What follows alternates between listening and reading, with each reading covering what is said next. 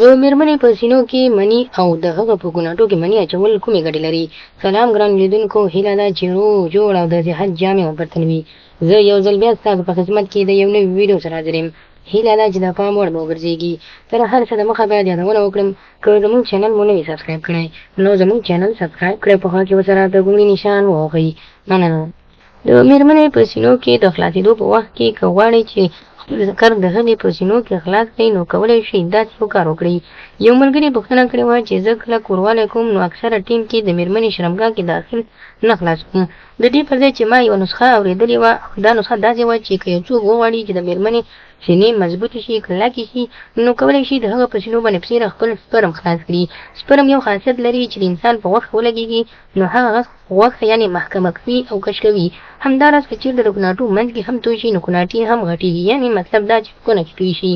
نو د دې تر ټولو خاص علت دا دی چې تاسو دا رښتیا ګڼئ او که دروغ. دا بلکل 100% رښتیا ده، خو باید یادونه وکړم که یو څوک وغواړي چې د میرمنې سینې د غټې محکمې شي نو د هغې سره د ډېرې لوبې وکړي. د هغې سره د ډېرې لوبې کولو په معنا داسې ده چې دوی دې وغواړي چې میرمنې هغه سینه په مساج سره غټه کړي او د هغې کوناټي هم د مساج په اندازه کولو سره یا په مساج کولو سره غټې کړي. د دغې مرض څخه دې ځان وساتي، ځکه که په دې مرض یو ځل اخته شوئ نو بیا به د میرمنې په دننه شرمګاه کې دومره خپل ځان نه خلاصوئ لکه څومره چې د میرمنې په سینو کې تاسو بیا ځان خلاصوئ. دغه تاسو ته د ډولو خطرناک ناروغي هم پېښولی. هغه ناروغي دا ده چې ستاسو د میرمنې بدن ته به غټ تکلیف پیدا کړي. تکلیف په دې چې ستاسو د میرمنې بدن به ټول ټاپې ټاپې او داغ داغ شي. نو د دې مرض څخه هر ټیم تاسو ځان وساتئ.